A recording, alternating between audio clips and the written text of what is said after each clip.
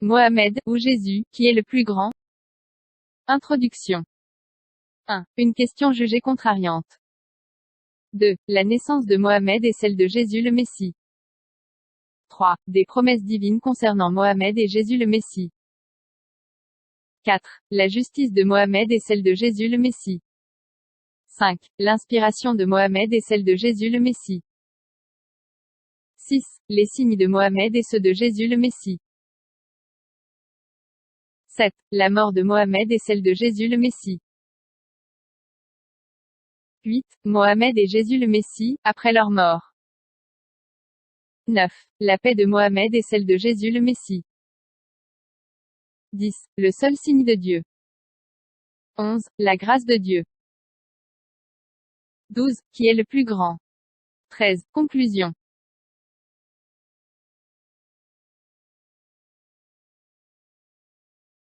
Par Abd al-Masih, un résumé d'une conversation actuelle, traduit de l'arabe, Le Bon Chemin, Recon Suisse. Abd al-Masih. Introduction. À notre époque où tout va vite, les lignes aériennes ont réduit la distance entre les continents. Beaucoup de personnes se déplacent librement d'un pays à l'autre. Nous sommes devenus un village mondial. La production journalière de livres, de programmes de télévision et de radio a influencé l'esprit de chacun, en causant parfois confusion et frustration. Le monde est un bourdonnement avec toutes sortes de problèmes. En dépit des incroyables avancées de la technologie, la vieille question demeure, qu'est-ce que la vie éternelle? Si nous nous écoutons les uns les autres, nous pouvons élargir nos horizons et trouver une réponse à cette question déconcertante. Une question contrariante. On avait permis à un serviteur du Seigneur de faire de fréquentes visites dans une prison d'un pays arabe. Il a raconté ici le mode de vie des criminels emprisonnés. Il avait un laissez-passer légal pour visiter tous ceux qui voulaient entendre le message de paix de la vérité qui peut purifier le cœur et changer l'esprit. Cet homme de Dieu entrait dans les cellules de la prison sans gardien pour l'accompagner, refusant d'être protégé. Il croyait que les prisonniers s'ouvriraient eux-mêmes librement à une discussion honnête seulement s'ils n'étaient pas surveillés. Il est entré dans leur cellule seul et sans aucune protection et s'est assis avec eux en privé. Un jour, il est entré dans une cellule remplie de criminels endurcis qui avaient à purger une plus longue peine. Il le connaissait de par ses précédentes visites et était habitué à entendre ses messages. Après ces visites, il discutait de ces messages pendant des jours avec un grand enthousiasme. Quand il est allé les voir cette fois, ils ont fermé la porte soudainement derrière lui, en disant, « Nous ne te laisserons pas partir jusqu'à ce que tu répondes honnêtement à notre question. » Il a répondu, « Je suis venu vous voir de mon propre gré, sans être accompagné d'un gardien armé. Je suis prêt à répondre à vos questions de la part de Dieu selon ma connaissance. Je ne peux pas répondre à ce que je ne connais pas. » Ils lui ont dit, « Nous ne te questionnons pas sur les mystères de l'univers. Nous te demandons seulement, toi qui es un homme intègre, de nous donner une réponse claire à la question qui nous a troublés, qui est le plus grand, Mohamed ou le Jésus le Messie? » Quand le pasteur entendit cette question, il s'arrêta un moment pour reprendre son souffle, et se dit, « Si je dis, Mohamed est le plus grand, les prisonniers chrétiens pourraient s'y opposer et m'attaquer.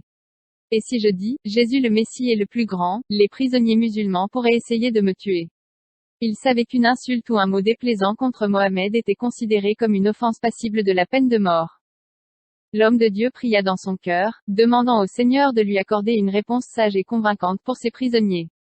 Et le Saint-Esprit a guidé ce pasteur qui est resté seul debout au milieu des prisonniers, derrière les portes fermées, pour présenter humblement une réponse claire et droite.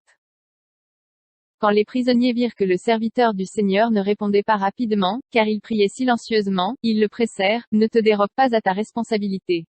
Ne sois pas un lâche. Dis-nous la vérité. Nous promettons que quoi que tu dises, aucun d'entre nous ne portera la main sur toi. Ne nous mens pas et ne nous cache pas ce que tu penses intimement à propos de ce sujet. Dis-nous l'entière vérité. » Le serviteur de Dieu répondit, « Je suis prêt à vous dire les faits dans leur réalité. Je n'avais pas prévu de vous parler de cette question à laquelle vous me confrontez dans mon exposé d'aujourd'hui. Cependant, si vous avez décidé d'écouter une comparaison entre Mohamed et Jésus le Messie, je ne vous cacherai pas la vérité. Quelle que soit la façon dont vous comprendrez mon exposé, je ne suis en aucun cas responsable de tout résultat négatif qui pourrait découler de notre étude d'aujourd'hui. Vous êtes les seuls responsables, car vous m'avez demandé de répondre à une question que je n'ai jamais soulevée ni essayé de mentionner. » Le pasteur continua, « Je ne vous dirai pas moi-même qui est le plus grand.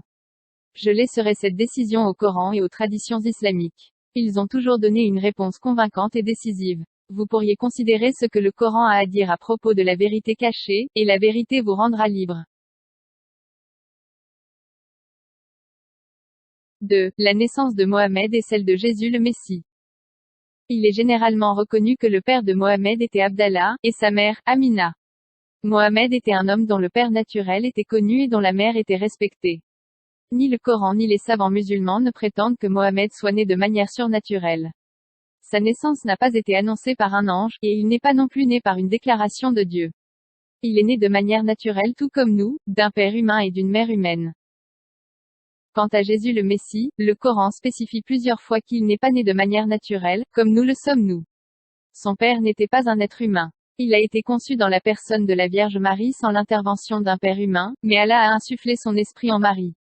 Ceci fait de Jésus le Messie exclusivement le seul dans le monde entier qui soit né de par la déclaration de Dieu et par son esprit. Réellement, le Messie, Isa, fils de Marie, l'ambassadeur d'Allah, est le fruit de l'Esprit de Dieu répandu en Marie, et il est esprit comme Allah est esprit, femme 4 sur 171. Nous avons insufflé de notre esprit en elle, les prophètes 21 sur 91. Nous avons insufflé de notre esprit en lui, le rébarbatif 66 sur 12.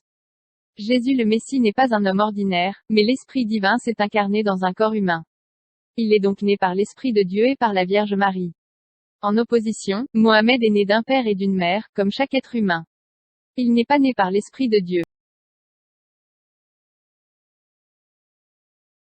3. Des promesses divines concernant Mohammed et Jésus le Messie. Nous allons réciter des extraits du Coran concernant les promesses divines faites à Marie, Mariam, au sujet de Jésus le Messie qui devait naître par elle. Ô Marie, Allah vient annoncer de bonnes nouvelles, un envoyé de sa part. Son nom sera le Messie, Isa, le fils de Marie, extrêmement honoré dans ce monde et dans le prochain, et il sera l'un de ceux amenés à se tenir près d'Allah, la maison d'Imran 3h45. Le Très-Haut lui-même a évangélisé Marie et l'a personnellement informé de la naissance de Jésus le Messie, l'appelant un envoyé de sa part. Tous les prophètes ont entendu la déclaration de Dieu et l'ont sincèrement retranscrite. Quant à Jésus le Messie, il n'a pas seulement entendu le message inspiré, il est devenu lui-même l'incarnation de la parole divine. La pleine autorité de Dieu est venue habiter en lui, rassemblant tous ses pouvoirs de création, de guérison, de pardon, de consolation et de renouvellement. Concernant cet unique fait, Allah a prédit la naissance de Jésus le Messie à Marie personnellement, en lui confirmant la réalité de ce grand miracle. Il n'est pas dit dans le Coran que Mohammed était l'incarnation de la parole de Dieu. Il a seulement entendu les déclarations de Dieu par l'intermédiaire d'un ange et il les a récitées à ses auditeurs. Dieu n'a pas annoncé la naissance de Mohammed à sa mère, et l'Esprit de Dieu n'a pas non plus été insufflé en elle. D'autre part, Marie a personnellement vu l'ange Gabriel, qui a été envoyé par Dieu pour lui expliquer avec bonté le travail du Saint-Esprit qui en elle. Elle est la seule à avoir été choisie parmi toutes les femmes, comme le spécifie le Coran. Ô Marie, Dieu t'a choisi et t'a purifié, il t'a choisi d'entre toutes les femmes, la maison d'Imran 3h42. Le nom de Marie, Mariam, est répété 34 fois dans le Coran. En opposition, le nom de la mère de Mohammed n'est jamais mentionné dans le Coran, même pas une fois. Quand Mohammed a demandé pardon pour elle après sa mort, Allah l'a arrêté, ceci l'a fait pleurer amèrement. 4. La justice de Mohammed et celle de Jésus le Messie. On dit que quand Mohammed était enfant, 2 anges sont venus et ont purifié son cœur. Les savants musulmans soutiennent cette histoire en s'appuyant sur la version du Coran. N'avons-nous pas ouvert, élargi, ton cœur et ôté ton fardeau, Wizard, lequel faisait ployer ton dos? L'élargissement 94 sur 1-3. Depuis ce temps-là, Mohammed a porté l'honorable titre d'Al-Mustafa, celui qui a été choisi. Il n'avait pas de pureté et de justice en lui-même, c'est pourquoi les 2 anges ont dû ôter le fardeau de son cœur pour le purifier. Mohammed avait besoin d'une chirurgie du cœur pour être purifié et pour devenir un prophète et un messager d'Allah. D'autre part, nous lisons dans le Coran que le fils de Marie serait le plus saint. Dès le moment de sa naissance, l'ange lui a dit, je suis un messager envoyé de la part du Seigneur, pour te donner le garçon le plus saint. Marie 19h19. Les savants musulmans Al-Tabari, Al-Baydawi, et Al-Zamakhshari se sont mis d'accord pour dire que l'expression « le plus saint » signifie irréprochable, innocent et sans péché. Avant la naissance de Jésus le Messie, l'inspiration divine a déclaré que celui qui devait naître par l'intervention de l'Esprit de Dieu vivrait toujours de manière sainte, sans commettre un seul péché. Il n'aurait pas besoin de purifier son cœur, car il serait lui-même la personnification de la sainteté. Le fils de Marie n'a pas seulement entendu la voix de Dieu, il était lui-même cette voix. Il n'y avait pas de différence entre ses actions et ses paroles. Il est resté irréprochable et sans péché. Le Coran atteste plusieurs fois que certains prophètes ont commis des péchés spécifiques à l'exception de Jésus le Messie, qui a toujours vécu de manière irréprochable et dans la pureté. L'Esprit de Dieu est venu habiter en lui, dès sa naissance, en parfaite sainteté, malgré le fait qu'il soit un être humain. Il n'est pas tombé dans la tentation car il était l'incarnation de l'Esprit de Dieu. Mohammed confesse ouvertement et par 3 fois dans le Coran qu'il a dû implorer le pardon d'Allah, demande pardon pour ton péché et prie ton Seigneur le soir et au lever du jour, le croyant 40 sur 55. Demande pardon pour ton péché, et pour les croyants, hommes et femmes. Dieu connaît ta marche de long en large, ainsi que les intérêts de ton cœur. Mohammed 47 sur 19. Nous t'avons accordé une victoire évidente, pour pardonner tes péchés passés et futurs. Victoire 48 sur 1-2. Certains musulmans refusent d'accepter ces versets que le Coran révèle clairement dans ces pages. D'autres essayent d'expliquer la vérité autrement. Mohammed était un homme normal, né de 2 parents. Il a vécu une vie naturelle et il a péché comme nous-mêmes nous péchons. Il a demandé à Allah le pardon de ses péchés. Jésus le Messie, cependant, est né par l'Esprit de Dieu, il était l'incarnation de la parole de Dieu, vivant dans la pureté et la sainteté dès sa naissance. L'inspiration de Mohammed et celle de Jésus le Messie. Mohammed a prétendu avoir reçu son inspiration par l'ange Gabriel, l'Esprit fidèle. On mentionne dans plusieurs traditions que toutes les fois où Mohammed a été inspiré, il entrait dans un semi-coma. Dans le livre Al-Riwaya, il est écrit qu'il n'était plus dans son état normal et ressemblait à un ivrogne sur le point de s'évanouir. Des érudits musulmans disent qu'il était enlevé de ce monde. Abu Huraira a dit, quand Mohammed était inspiré, il était frappé de terreur. Dans le livre Al-Riwaya, il est écrit, la dépression se voyait sur son visage, et ses yeux étaient enfoncés. Parfois il tombait dans un profond sommeil. Omar B. Al-Khattab a dit, quand il était inspiré, un bruit semblable au bourdonnement des abeilles pouvait être entendu autour de son visage. On a demandé à Mohammed comment cela se passait quand il recevait l'inspiration, il a répondu, parfois cela vient sur moi comme le tintamarre d'une multitude de cloches, ce qui est la forme d'inspiration la plus dure pour moi, et quand c'est fini, je me souviens de ce qu'on m'a dit. Des érudits musulmans étaient d'accord pour dire que, à chaque fois que Mohammed était inspiré c'était très lourd pour lui, de la sueur froide coulait de son visage, parfois il tombait dans un sommeil profond, et ses yeux viraient au rouge. Zaïd B. Thabit a dit, quand Mohammed était inspiré, lui-même devenait plus lourd. Une fois, il est tombé sur moi, et j'ai juré à Dieu, je n'ai jamais trouvé un poids plus lourd que celui de Mohammed. Quand il était inspiré, pendant qu'il était sur son chameau, celui-ci boitait, et ses jambes semblaient être sur le point de se casser, et parfois il restait accroupi. Domination dans les sciences coraniques, par Al-Soyusi, 1h45-46. Selon les savants musulmans et leurs témoins, Allah n'a pas parlé à Mohammed directement mais a traité avec lui seulement par l'intermédiaire de l'ange Gabriel. Allah est resté à distance de lui, même au moment de l'inspiration. En opposition, Dieu n'a jamais envoyé l'ange Gabriel vers le Jésus le Messie, et Jésus le Messie n'a jamais été inspiré par l'intermédiaire d'un tiers. Il a lui-même été l'incarnation de la vérité, Marie 19h34, l'éternelle parole de Dieu, et un esprit venant de lui, venant du sein de Dieu, rempli de la connaissance de sa volonté. Si quelqu'un veut étudier la volonté de Dieu en profondeur, il devrait étudier la vie de Jésus le Messie avec attention, car il est la volonté incarnée du Tout-Puissant. Le Coran nous dit plus loin qu'Allah lui-même a enseigné à Jésus le Messie le livre, la sagesse, la Torah et l'Évangile, avant son incarnation. Et il lui enseignera le livre, la sagesse, la Torah, et l'Évangile. Maison d'Imran 3h48.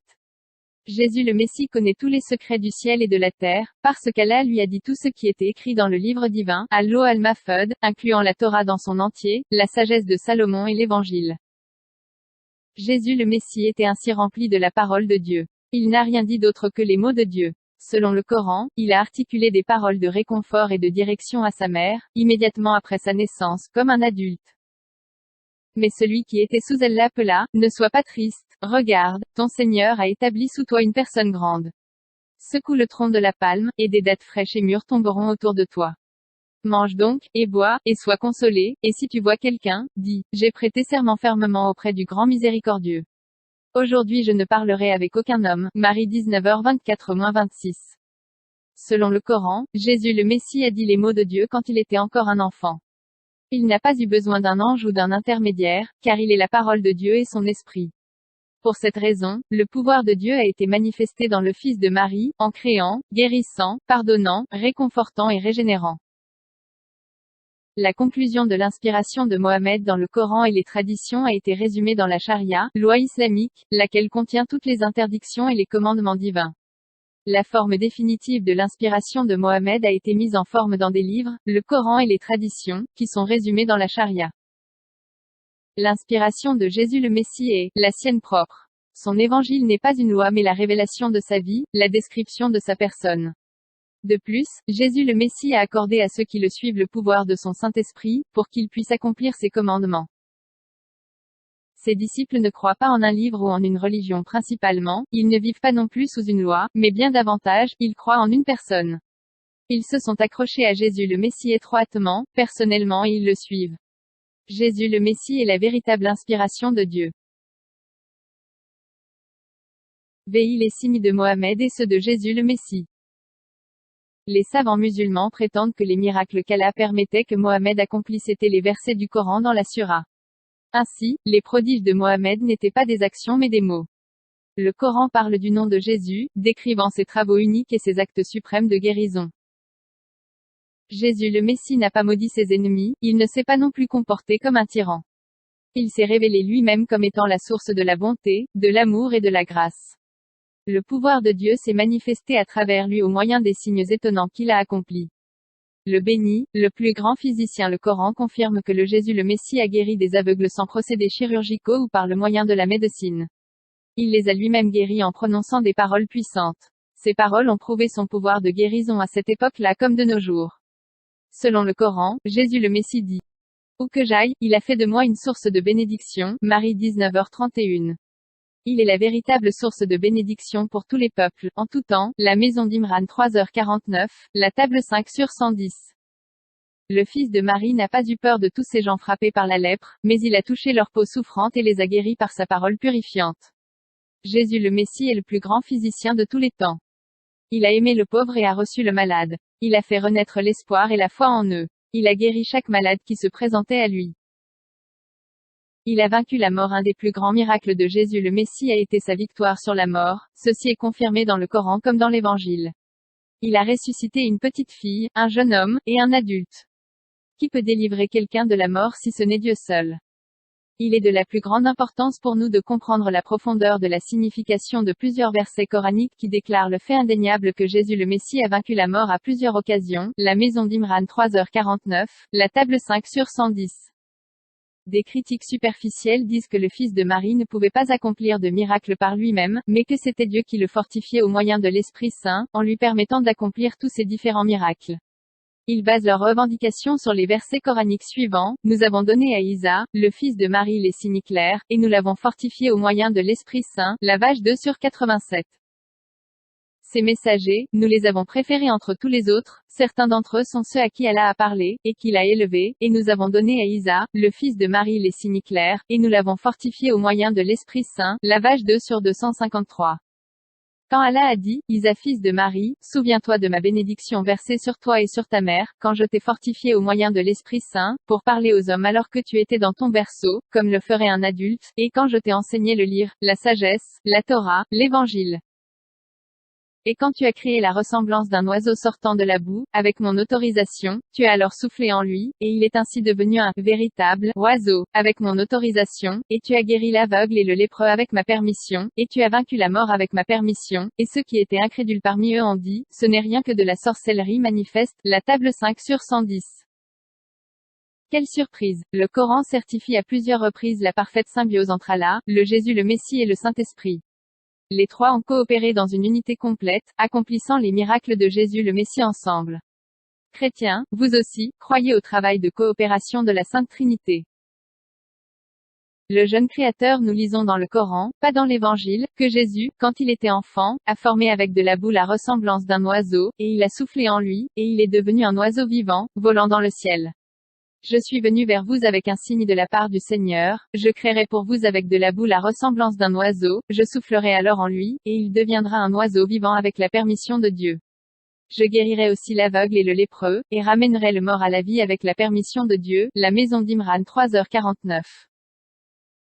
Dans ce verset, nous trouvons la phrase « Je créerai pour vous », qui à elle seule indique que Jésus le Messie est le créateur capable. Un être humain ne peut ni créer quelque chose à partir de rien, ni insuffler la vie en quelque chose qui n'est pas vivant. Le Coran affirme la capacité de Jésus le Messie à donner la vie au moyen de son souffle stimulant. Il a respiré en un oiseau fait de boue et il est devenu un oiseau vivant, exactement comme quand Dieu a insufflé sa vie en Adam auparavant. Cela signifie que Jésus le Messie a en lui l'esprit qui donne la vie, il peut donner la vie à de la boue sans vie. Le bienveillant fournisseur. Les multitudes de Palestine ont remarqué les aptitudes illimitées du fils de Marie et l'ont suivi, même dans le désert, en ne se souciant pas du temps et en ignorant les circonstances difficiles. Ils l'ont écouté jusqu'à ce qu'il fasse nuit. Le Coran témoigne que le Jésus le Messie a fourni une table de nourriture, qu'il a fait descendre du ciel pour contenter la foule dans le désert. Les apôtres ont dit, ô Isa fils de Marie, ton Seigneur est-il capable de nous faire descendre une table du ciel? Il a dit, craignez Dieu, si vous croyez cela possible et ils ont dit, nous voudrions manger de ceci et nos cœurs seraient rassurés. Et nous saurions ainsi que tu nous as dit la vérité, et nous pourrions ainsi faire partie de tes témoins. Isa le fils de Marie dit, ô Dieu, notre Seigneur, fais-nous descendre une table du ciel, cela sera pour nous une fête, la première et la dernière pour nous, et un signe de ta part. Et approvisionne-nous. Tu es le meilleur des fournisseurs. Allah a dit, en vérité je la ferai descendre sur vous. Celui d'entre vous qui ne croira pas par la suite, je le châtierai d'un châtiment dont je ne châtierai personne d'autre. La table 5. 112-115. Des savants musulmans examinaient sous tous les angles la quantité et la qualité de la nourriture fournie sur la table dans le désert, au lieu d'examiner la personne qui l'avait fournie. Selon l'Évangile, Jésus le Messie a utilisé 5 miches de pain et de poisson, a rendu grâce, et avec ces aliments il a nourri 5000 hommes, outre les femmes et les enfants. En ceci il a démontré son autorité illimitée en tant que créateur dans une situation pratique. Jésus le Messie n'a jamais parlé avec des mots grandiloquents. Il a accompli ce qu'il enseignait et a manifesté sa volonté et son amour à travers de grands et puissants miracles. Le révélateur de secrets. Dans le Coran, Mohammed déclare, « Je ne vous dis pas que je possède les trésors de Dieu. Je ne connais pas l'invisible, Bétail 6, 50. Mais avec Jésus le Messie, c'est différent. Mohammed a attiré l'attention sur Jésus le Messie et il a dit qu'il est le seul à connaître les secrets des hommes et à voir l'invisible. Ses capacités sont réservées pour Dieu seul. Mohammed cite les paroles du Jésus le Messie dans le Coran. Je vous dirai la nourriture que vous mangez, et la quantité de richesses que vous accumulez dans vos maisons. Ceci est sûrement un signe pour vous, si vous me croyez. Maison d'Imran 3, 49. Mohammed a résumé les capacités de Jésus le Messie en le décrivant comme omniscient, dans le but d'avertir et de faire des reproches à ceux que le suivent par intérêt. Il était dégoûté par certains musulmans de Médine parce qu'ils avaient caché de la nourriture et des trésors dans leur maison, en refusant de partager toute leur fortune avec les immigrés de la Mecque. Il les a donc avertis que Jésus le Messie allait revenir bientôt en tant que juge, pour gouverner au jour du jugement. Mohammed a confessé qu'il saurait tout ce qu'ils avaient fait dans le secret de leur maison. Il saurait non seulement ce qu'ils avaient mangé, mais aussi ce qu'ils avaient caché. Il n'échapperait pas à son regard au jour du jugement. Il n'existe guère de preuve plus révélatrice de la reconnaissance de Mohammed de la déité de Jésus le Messie. Il a confessé que Jésus le Messie connaît la vérité cachée et peut lire les secrets dans les cœurs des hommes. Il connaît tous tes secrets en détail. Il manifestera tes mauvaises et tes bonnes actions, car il est omniscient. Personne ne peut rien lui cacher. Le sage législateur. Nous lisons dans le Coran que Jésus le Messie a permis à ceux qui le suivaient de faire ce qui était interdit sous la loi de Moïse. Jésus le Messie ne les a pas forcés à accomplir tous les ordres de Moïse. Dans l'Évangile, Jésus le Messie a montré clairement que toute la nourriture qui entre dans notre estomac ne nous souille pas, ce sont les pensées qui sortent de nos cœurs qui nous rendent sales. Du cœur viennent les mauvaises pensées, les meurtres, les adultères, les fornications, les vols, les faux témoignages, les injures. Matthieu 15h19. Jésus le Messie a révélé une révolution législative, car il était le divin instaurateur de la loi et le législateur détenteur du droit et de l'autorité dans le but de la parfaire et de la mener à bien. Le Coran confirme cet unique privilège de Jésus le Messie, qui était celui de ne pas être un sujet de la loi, mais de dominer sur elle et de la mener à la perfection. Moïse, tous les prophètes, et toutes les personnes de l'Ancien Testament ont vécu sous la loi. On attendait d'eux qu'ils accomplissent la loi, mais Jésus le Messie avait l'autorité et le pouvoir de la rendre parfaite et de la mener à bien. Pour cette raison, il déclare dans le Coran: Je viens vous confirmer ce que dit la Torah que je tiens dans mes mains, et vous permettre de faire ce qui vous avait été interdit. Maison d'Imran 3h50.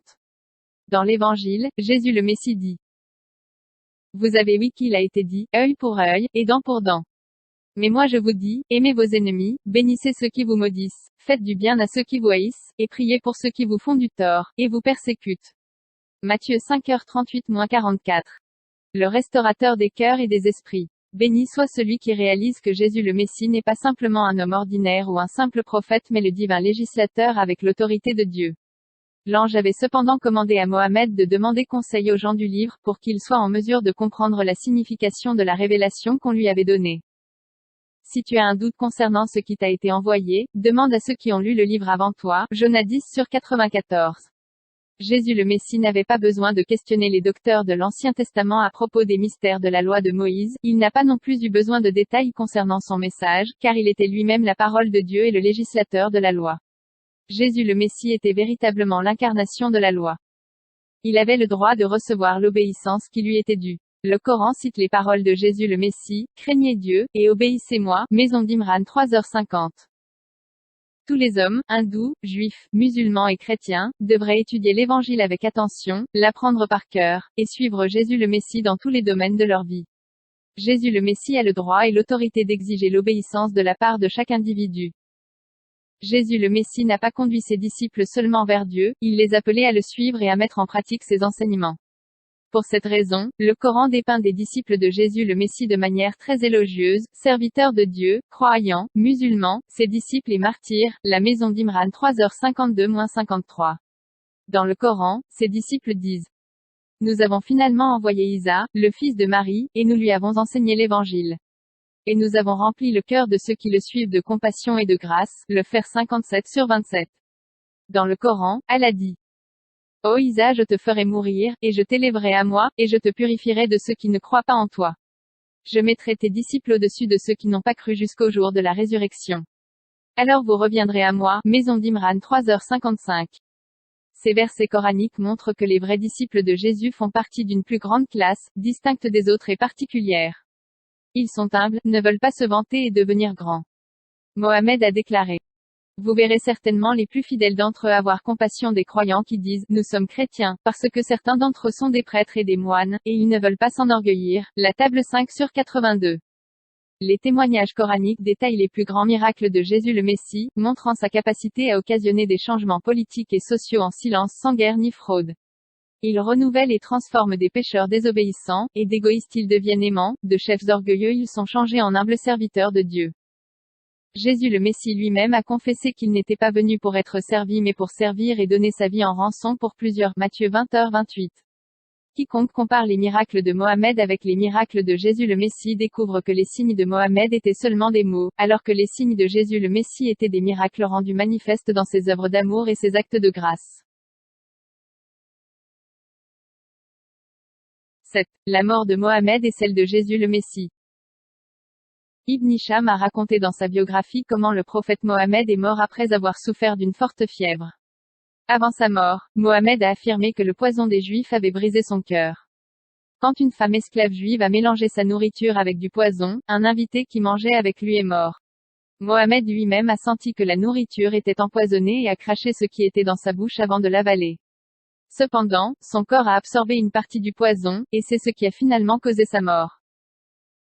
La mort de Jésus le Messie, cependant, a clairement été prophétisée dans le Coran, accomplissant le projet de Dieu en bénédiction pour tous les hommes. Dans le Coran, le Tout-Puissant parle directement à Jésus: Je te ferai mourir, et je t'élèverai à moi. La maison d'Imran 3h55. Même si cette citation n'est pas écrite dans l'Évangile, elle prouve que Jésus le Messie, selon le Coran, n'a pas été tué accidentellement, mais est mort en accord avec la volonté de Dieu, en paix. Le Coran ne nie pas la mort historique de Jésus le Messie comme certains incrédules le proclament, car nous lisons dans la prophétie que Jésus le Messie a parlé de sa propre mort, dans la sourate Marie 19h33. Que la paix soit avec moi, le jour où je suis né, le jour de ma mort, et le jour où je ressusciterai. Cette extraordinaire confession du Coran confirme que Jésus le Messie est né, est mort et est sorti du tombeau. Avec cette déclaration, Mohammed a soutenu les enseignements de l'Évangile. Quiconque croit que le récit du déroulement de la vie de Jésus est un événement historique vivra avec lui vivant maintenant et pour l'éternité. Quand Jésus le Messie reviendra sur la terre, il ne mourra pas une deuxième fois. Il n'a pas signalé dans la sourate Maryam qu'il mourrait dans un futur éloigné mais dans un futur proche, après sa naissance et sa vie. Le Coran certifie que Jésus le Messie est né, qu'il est mort, et qu'il a de nouveau été élevé dans une chaîne successive d'événements. Les chrétiens sont certains de la véracité historique du récit de la mort et de la résurrection du fils de Marie. Jésus le Messie est mort volontairement et en parfaite paix. Nous lisons ceci dans l'Évangile et dans le Coran. Jésus le Messie savait à l'avance de quelle façon il allait mourir. Il a même fixé le jour et l'heure de sa propre mort pour la faire coïncider avec les fêtes de la Pâque, selon la loi de Moïse. Il a révélé qu'il mourrait pour expier, sauver de leurs péchés et du feu éternel tous ceux qui croient en lui. Tous les gens meurent parce qu'ils ont péché, mais Jésus le Messie n'a jamais péché. Le Coran affirme ceci 7 fois. Jésus le Messie n'est pas mort à cause de ses propres péchés mais a pris nos péchés sur lui et il est mort à notre place. Sa mort est porteuse de paix divine et revêt une très grande importance, selon la sourate Maryam, car par lui, l'agneau de Dieu a porté les péchés du monde dans son grand amour. 8. Mohammed et Jésus le Messie, après leur mort. Mohammed a été enterré à Médine, et sa tombe est encore là-bas à ce jour. Les musulmans croient que son âme est dans un endroit intermédiaire de la mort, Barzakh, attendant le jour du jugement. Nous lisons dans le Coran que Dieu a élevé Jésus le Messie à lui, en lui promettant, « Ô Isa, je te ferai mourir, et je t'élèverai à moi », la maison d'Imran 3h55. Cette promesse est confirmée dans le Coran comme un fait accompli, Allah l'a élevé à lui, Femme 4/158. En d'autres termes, Dieu a fait sortir le fils Marie de la tombe et l'a élevé à lui.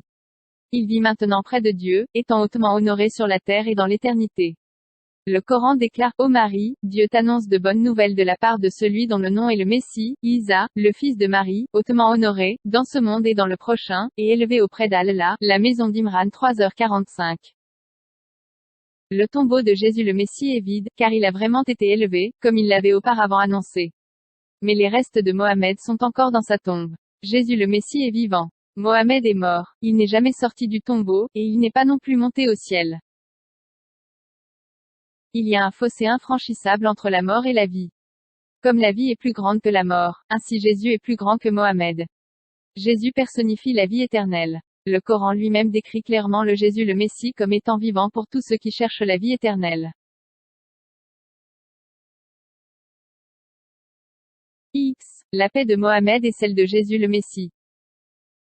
Tous les musulmans mentionnent le nom de Mohammed à chaque fois qu'ils prient, qu'Allah prie pour lui et lui accorde sa paix. Leur prière indique que la paix Allah n'est pas encore venue sur Mohammed, même si ses disciples ont prié pour lui pendant tous ces siècles. Mohammed est le prophète qui a constamment besoin de l'intercession de son peuple, au détriment d'autres moyens. Le Coran déclare qu'Allah lui-même, tous les anges et tous les musulmans, devraient prier avec ferveur pour Mohammed, dans le but de le sauver au jour du jugement. En vérité Allah et ses anges prient pour le prophète. Ô toi qui crois, prie pour lui et accueille-le d'une salutation porteuse de paix. Les Confédérés 33/56. Dans la sourate Maryam, Jésus le Messie déclare, « La paix soit avec moi, le jour de ma naissance, le jour de ma mort, et le jour de ma résurrection. » Le fils de Marie est le prince de la paix qui a vécu sa vie terrestre en paix avec Dieu du début à la fin. Rien n'a pu le séparer de la bénédiction éternelle. La naissance de Jésus le Messie de la Vierge Marie s'est déroulée en harmonie avec la volonté et le pouvoir de Dieu. Il est né sans péché. La paix de Dieu est venue habiter en lui dès le commencement de sa vie. Pour manifester l'évidence de ce fait, les cieux se sont ouverts et les anges ont chanté, gloire à Dieu dans les lieux très hauts, et sur la terre paix et bon plaisir dans les hommes. Luc 2h14. Jésus le Messie est mort d'une mort véritable. Il n'est pas mort à cause de son propre péché, mais en tant que substitut pour nos péchés. Même dans sa mort, Jésus le Messie a fait l'expérience de la paix avec Dieu. Les gens meurent à cause de leurs péchés répugnants, car les gages du péché c'est la mort. Romains 6h23. Mais Dieu a été pleinement satisfait quand Jésus le Messie est mort, car sa mort comme substitut l'a réconcilié avec l'humanité. La paix de Dieu a donc présidé sur la mort de Jésus le Messie. La résurrection de Jésus le Messie est la plus grande preuve de sa sainteté. Si Jésus le Messie avait commis ne serait-ce qu'un péché pendant toute la durée de sa vie, la mort aurait trouvé une occasion légitime d'exercer un pouvoir sur lui et n'aurait pas relâché son emprise sur lui, comme cela s'est passé pour Mohamed. Mais Jésus le Messie n'a jamais commis un seul péché, gros ou petit. Pour cette raison, il a vaincu la mort et est sorti en vainqueur du pouvoir des ténèbres.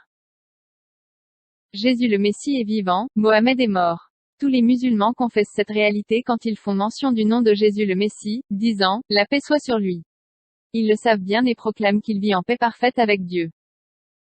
Mohamed a fait l'amère expérience de la persécution à la Mecque, mais quand il est devenu puissant politiquement et socialement, il a lancé de sévères attaques et des guerres sanglantes à l'encontre de ses ennemis. Il est parfois devenu intolérant et implacable. Dans le Coran, il commande plus de 60 fois que ses ennemis, tous des infidèles, et tous ceux qui se sont écartés de l'islam soient tués. Tue-les où qu'ils se trouvent. Chasse-les de là où ils t'ont chassé, la sédition est plus atroce que le massacre. Livre leur combat mais pas dans la sainte mosquée mais attends qu'ils te livrent combat là-bas, alors, s'ils te livrent combat, tue-les, telle est la récompense des infidèles, la vache 2 sur 191. Ne choisis pas tes amis parmi ceux d'entre eux, jusqu'à ce qu'ils se tournent vers la voie de Dieu, alors s'ils se détournent empare-toi d'eux et tue-les où qu'ils soient et ne te lie pas d'amitié avec eux et ne demande pas de l'aide à l'un d'entre eux, Femme 4 sur 89. Livre leur combat, jusqu'à ce que la persécution n'existe plus, et que la religion d'Allah devienne la seule religion. Butin 8h39. Quand l'époque des mois sacrés sera terminée, massacre les idolâtres où qu'ils soient et prends-les, et enferme-les, et dresse des embuscades et attends-les là. Repentance 9 sur 5. Mohamed n'a pas apporté la paix dans le monde, mais beaucoup de guerres. Il a envoyé ses disciples effectuer des rafles et des guerres saintes plus de 30 fois. Il a lui-même participé à ce type d'attaque et d'expédition 29 fois. Il a commandé à son peuple de verser le sang de ses ennemis. Il était l'exemple de ceux qui croyaient en lui et le dirigeant politique de la péninsule arabe. Quant à la personne douce et humble du Jésus le Messie, les Juifs l'ont violemment persécuté, mais il ne s'est pas défendu avec l'épée. Il a interdit à ses disciples de verser le sang de ses ennemis, et il a ordonné à Pierre, remets ton épée en son lieu, car tous ceux qui auront pris l'épée périront par l'épée. Matthieu 26 sur 52.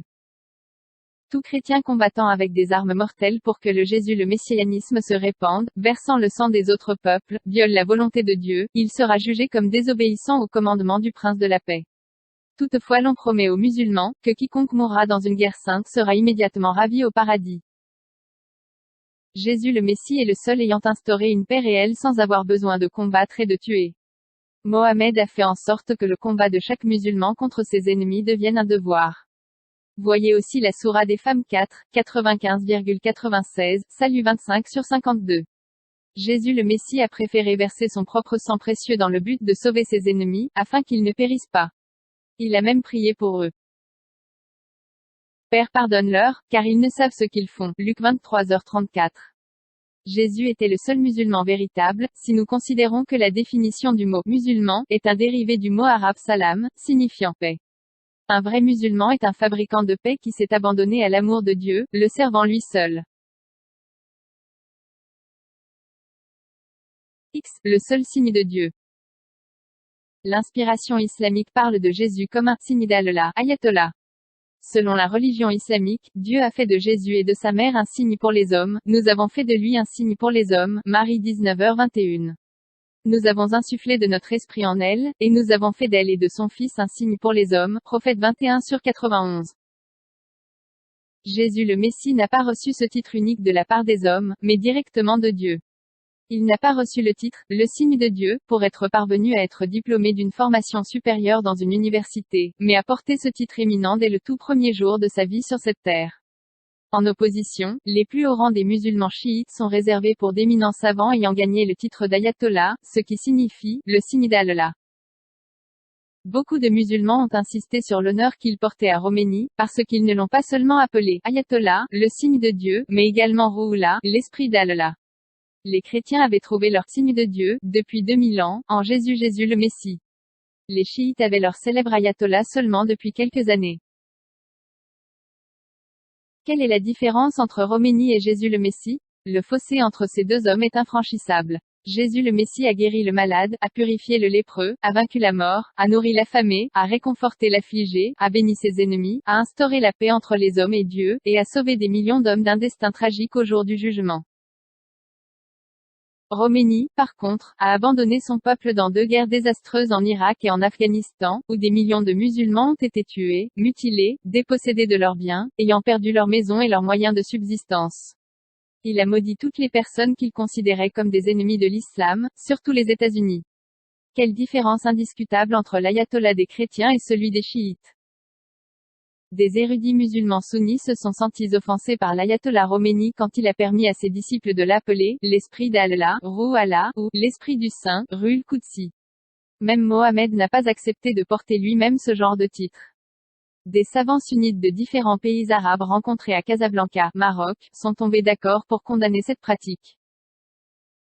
Le roi du Maroc Hassan II a annoncé publiquement que tant que Khomeini n'empêcherait pas ses disciples de l'appeler Ruhollah ou Ruhul Qudsi, qu'il, l'ayatollah Khomeini, devrait être exclu de la religion islamique et ne devrait plus être considéré comme un musulman. Le roi a basé sa déclaration sur la preuve coranique qu'il existe seulement un seul homme dans l'histoire du monde qui a le droit d'être appelé « l'Esprit du Saint », Isa, le fils de Marie, parce qu'il est né du Saint-Esprit. Pour condamner les chiites, les sunnites ont clairement confessé que Jésus est la seule personne à être née par l'Esprit de Dieu. Khomeini a été désigné par les hommes comme étant un signe de Dieu pour les chiites qui vivent de façon primitive en Iran. Cependant Jésus le Messie était le véritable signe de Dieu pour tous les hommes. Il n'était pas seulement le signe de Dieu pour les chrétiens ou les juifs, mais aussi pour les hindous, les bouddhistes, les athées, les musulmans et tous les autres. Quiconque étudie la vie de Jésus le Messie en profondeur verra qu'il est le parfait ayatollah, le véritable signe de Dieu. La grâce de Dieu. Nous lisons dans le Coran qu'Allah a appelé Jésus, un signe pour les hommes et une grâce pour nous, Marie 19h21. Mohammed est également appelé une grâce dans le Coran, nous t'avons juste envoyé pour être une grâce pour le monde, Prophète 21/107. Nous avons reconnu que l'inspiration de Mohammed diffère essentiellement de celle de Jésus le Messie, de même, la signification et le contenu de la grâce de ces 2 hommes sont fondamentalement différents. On suppose que l'ange Gabriel a dicté le Coran à Mohammed. Jésus le Messie n'a pas eu besoin de l'intermédiaire d'un ange, puisqu'il était lui-même l'incarnation de la parole éternelle de Dieu. À partir du moment où la différence entre l'inspiration de l'Évangile et celle du Coran est énorme, de même la différence entre la grâce de Jésus le Messie et celle de Mohammed est infranchissable. On parle de l'inspiration de Mohammed dans les versets du Coran, dans ses dizaines de milliers de déclarations dans la hadith, traditions islamiques, et dans le récit de sa vie journalière, Al-Sunnah. Ces sources ont été réunies et compilées dans la loi islamique, Sharia, et de ceci est sorti tout un ensemble de commandements et d'interdictions. Cette loi organise toutes les facettes de la vie d'un musulman, comprenant la prière journalière, précédée d'une toilette obligatoire. Le jeûne pendant la période du Ramadan, des impôts religieux, des pèlerinages et même la circoncision et l'enterrement. La charia couvre aussi la discipline familiale, l'héritage, les contrats, la guerre sainte et prévoit de sévères châtiments. La vie d'un musulman est gouvernée par la loi islamique qui, selon la théologie islamique, est la manifestation finale de la grâce de Dieu pour les musulmans. L'Évangile nous avertit qu'aucun homme ne peut être justifié en observant la loi, car pas une seule personne ne peut satisfaire précisément à toutes ces exigences. Même la loi islamique est constamment violée par les musulmans. Des millions d'entre eux ont négligé le commandement de prier 5 fois par jour, des millions d'autres n'ont logiquement pas pratiqué le jeûne pendant la période du Ramadan, d'autres n'ont pas donné la somme totale des impôts religieux qu'ils devaient payer.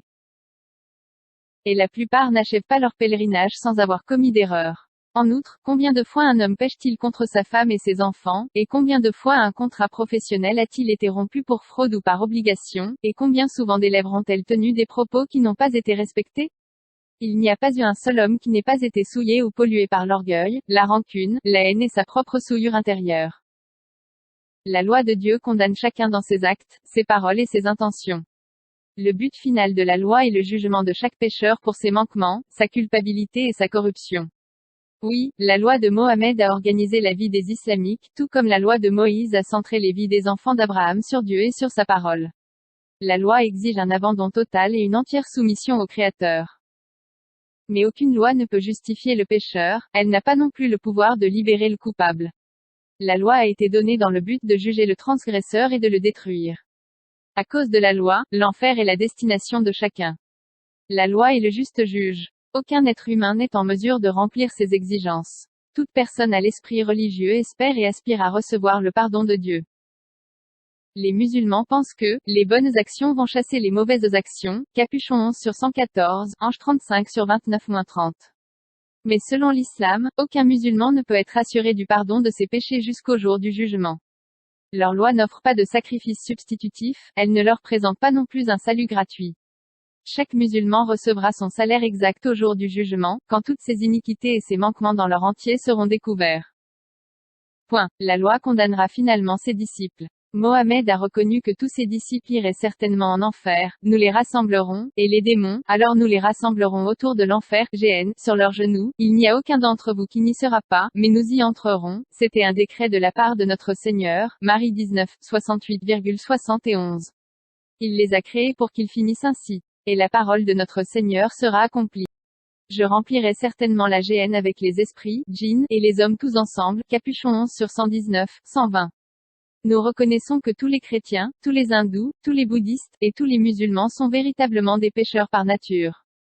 Aucun homme est bon, car tous ont péché et sont privés de la gloire de Dieu. Romains 3h23. Jésus le Messie seul a vécu en accord avec la loi et a exigé que nous aussi nous accomplissions son commandement d'amour. Cependant, son but final n'était pas d'instaurer une loi qui condamnerait l'humanité mais d'annoncer la grâce de Dieu pour tous les pécheurs et de les justifier gratuitement. Jésus le Messie a vécu ce qu'il a enseigné, et il a lui-même accompli parfaitement la loi, prouvant ainsi qu'il était digne d'être l'agneau de Dieu, qui ôte le péché du monde. Jean 1h29. 70 ans avant Jésus le Messie, Ésaïe le prophète a prophétisé que quelqu'un viendrait pour être notre substitut, subissant le jugement de Dieu à notre place. Certainement, lui, a porté nos langueurs, et s'est chargé de nos douleurs, et nous l'avons estimé battu, frappé de Dieu, et affligé, mais il a été blessé pour nos transgressions, il a été meurtri pour nos iniquités, le châtiment de notre paix a été sur lui, et par ses meurtrissures nous sommes guéris. Nous avons tous été errants comme des brebis, nous nous sommes tournés chacun vers son propre chemin, et l'Éternel a fait tomber sur lui l'iniquité de nous tous. Ésaïe 53 sur 4-6. Jésus le Messie sauve ses disciples de la malédiction de la loi et les affranchit du jugement du dernier jour. Il justifie ceux qui le reçoivent et qui croient en lui. Il a certainement réconcilié l'homme avec Dieu et lui a offert la paix éternelle. L'apôtre Paul nous a poussés à accepter ce privilège spirituel, écrivant: Soyez réconciliés avec Dieu, celui qui n'a pas connu le péché, il l'a fait pécher pour nous, afin que nous devenions justice de Dieu en lui. 2 Corinthiens 5h20, 21. 12. Qui est le plus grand? Cette question ne peut pas être appropriée directement à Jésus le Messie et Mohammed. Selon une échelle humaine, tous deux sont parvenus à un niveau d'approbation atteint par aucun autre fondateur de religion. L'islam a atteint 1,2 milliard de personnes, 1,370 années après la mort de son fondateur. Ceux qui prétendent suivre Jésus le Messie ont dépassé le score de 1,8 milliard. Aucun parti politique, aucune philosophie, aucune idéologie, n'a jamais rassemblé autant d'adhérents que Jésus le Messie et Mohammed dans les siècles passés. Mohammed a averti son peuple à la Mecque et a subi de sévères persécutions pendant 12 ans. Mais après qu'il émigre à Médine en 622, tout a changé. Il est devenu un leader spécialiste de la politique, de la législation et de la guerre. Au lieu de ses disciples, il est à la tête, imam, de tous les croyants, et il est l'ambassadeur d'Allah pour la nation musulmane, Al-Umma. Jésus le Messie lui-même n'était pas prêt à répondre à la question, qui est le plus grand? Il s'est humilié lui-même et a déclaré qu'il n'était pas venu pour être servi mais pour servir et pour donner sa vie en rançon pour plusieurs. Il a dit à ses disciples: Quiconque veut être le premier, sera finalement le dernier, et quiconque veut devenir chef, sera l'esclave de tous. Matthieu 10h42. Il a promis que seulement les personnes humbles hériteraient de la terre. Matthieu 5/5. Jésus le Messie n'a pas seulement prêché mais il a également vécu en accord avec ses enseignements. Malgré son pouvoir formidable, il choisit de vivre humblement, d'être rejeté par les hommes, et d'être finalement crucifié par des mains impies. Ésaïe 53/1-3. Quand Pierre a essayé de le défendre, il le réprimande, lui ordonnant de remettre son épée dans son fourreau et de ne pas s'immiscer dans le plan décidé de Dieu exigeant sa mort substitutive pour le salut de l'humanité. Jean 18h11. Jésus le Messie a également prouvé son autorité quand il a assuré à ceux qui cherchent avec droiture à connaître la vérité, vos péchés sont pardonnés. Jésus le Messie dit encore aujourd'hui aux pécheurs repentants, Dieu t'aime, je t'ai réconcilié avec lui. La porte qui mène à lui est grande ouverte pour toi, Dieu n'a pas envoyé Jésus le Messie pour qu'il annonce une autre loi insupportable pour l'homme. Jésus le Messie incarnait la grâce de Dieu. Par lui, l'amour du Dieu très saint a été révélé. Il a donc aimé les pécheurs, béni ses ennemis et encouragé les personnes désespérées. Jésus est la grâce de celui qui est pleinement miséricordieux et compatissant. Il a prouvé lui-même qu'il était de la même essence que Dieu. En Jésus le Messie, l'Esprit de Dieu s'est fait chair. Femme 4 sur 171. Il n'y a pas de différence entre sa grâce et la grâce de Dieu. Son expiation est l'offre gratuite de Dieu pour chaque pécheur perdu. Quiconque reçoit sa grâce et accepte sa justification est réconcilié avec Dieu pour toujours.